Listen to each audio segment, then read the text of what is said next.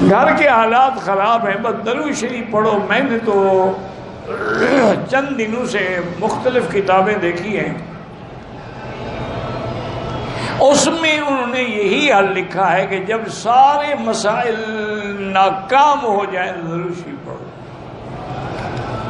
حضرت مولانا ڈاکٹر عبدالحی صاحب رحمۃ اللہ علیہ بہت بڑے اولیاء اللہ میں گزرے ہیں، کراچی میں تھے، اب تو فوت ہو گئے۔ میرا خیال ہے کہ حضرت مولانا تقی عثمانی صاحب بھی ان سے بیعت تھے اور ان کے شاید خلیفہ بھی ہوں۔ تو ایک آدمی کا شادی ہوئی، رشتہ ہوا، انہوں نے بڑے زیور شیور دیے اپنی بیٹی کو جہیز میں، بعد میں جھگڑا ہوا تو انہوں نے اپنا زیور بھی قبضہ کر لیا، سامان پہ بھی قبضہ کر لیا، ان کی بیٹی کو بھی مار کے گھر سے نکال دیا۔ پھر دیکھا کہ لاکھوں کے زیور ہیں، ایسے ہضم نہیں ہوں گے، جا کے پولیس میں بھی رپورٹ کرا گئی، وہ چوری کر کے لے گئی ہے، پرچہ بھی ان کے خلاف کرا دیا۔ اب وہ بیچارے مقدمے بھگت رہے ہیں، تو حضرت مولانا عبدالحی صاحب کی خدمت میں گئے، انہوں نے کہا سارے گھر والے بس درود شریف پڑھتے رہو اور دعا مانگو۔ اب سارے گھر والے درود شریف پڑھ رہے ہیں۔ اللہ کی شان یہ ہے کہ چند دنوں کے بعد اس کا جو گھر والا تھا اس نے طلاق بھی دی، اور وہ زیور لے کے ایک سنار کے پاس گیا کہ جی یہ میں نے بیچنے ہیں۔ انہوں نے کہا تم نے بنوائے کہاں سے تھے؟ انہوں نے کہا جی ہم نے کراچی سے بنانے کا، رسید لے آؤ پھر ہم لیتے ہیں، بغیر رسید کے تو ہم نہیں لیتے۔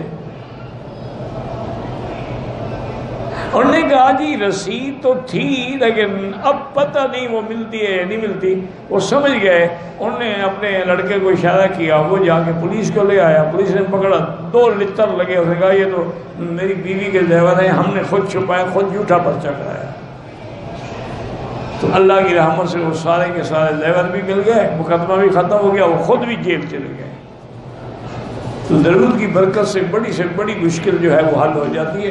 شرط یہ ہے۔ اسی طریقے سے ایک صحابی نے حضور پاک کی خدمت میں آ کے عرض کیا، اور یاد رکھو کہ افضل درود کون سا ہے؟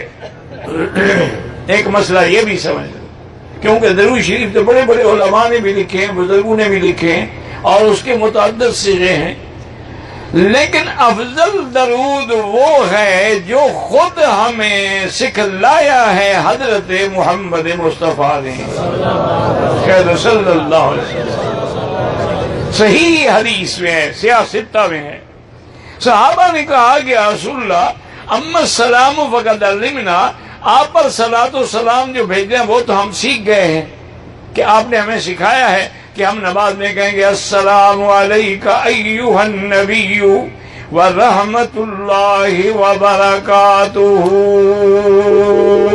لیکن کیف نصلی علیکہ، آپ پر ہم درود کیسے پڑھیں؟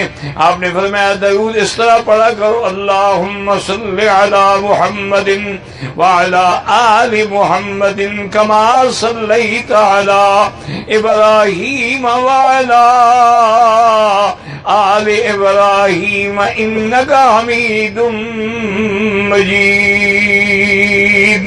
تو یہ درود کس نے سکھلایا ہے؟ ہاں جی بھائی کیوں چپ کیوں، کوئی ڈرتے ہو؟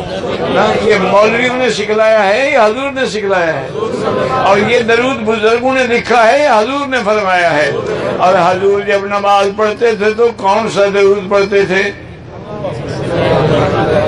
اگر آپ جنازہ پڑھاتے تھے پہلی تکبیر میں ثنا اور دوسرے میں درود، کون سا درود پڑھتے تھے؟ یعنی وہ درود جو حضور نے پڑھا ہے، سکھلایا ہے، اور لاکھوں صحابہ نے پڑھا ہے، تابعین نے پڑھا ہے، تبع تابعین نے پڑھا ہے، اس سے افضل درود اور کوئی نہیں ہو سکتا۔